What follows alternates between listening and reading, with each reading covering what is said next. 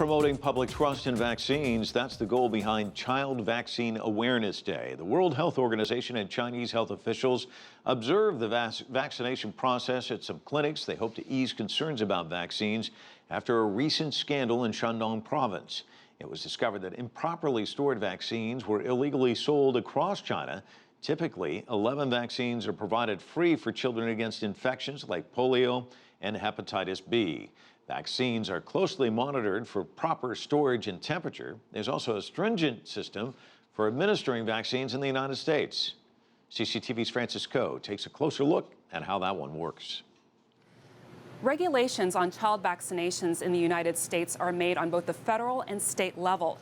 But the process is not an exact science. It must be tailored to every child and constantly evolve with what the science dictates. Some states have really long lists, like maybe 10 vaccines that they say children should have before they start school. And other states may say there are only 3.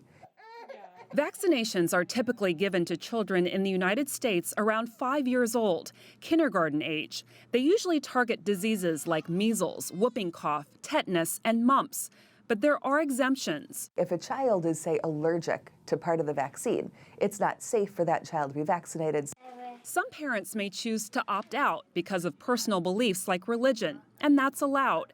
States can only offer recommendations on child vaccinations. They're made by a special advisory board of doctors, governmental representatives, and others who review current scientific research and accordingly can change those recommendations before the start of every school year. It's not quite that simple, in part because we also are very sensitive to the medical needs of individual children. And that's why anytime we see regulations from the government, they say, talk to your doctor.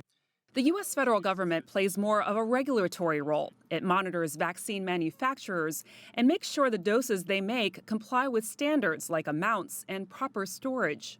They're making sure that there are codes stamped on every batch of vaccines, and so those are lot numbers.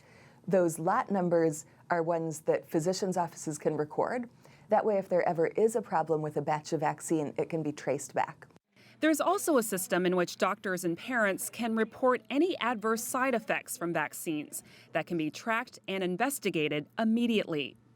As for worldwide standards on child vaccinations, there are none. The World Health Organization plays a part by facilitating vaccine licenses, but it's ultimately up to each country to determine what vaccines are appropriate.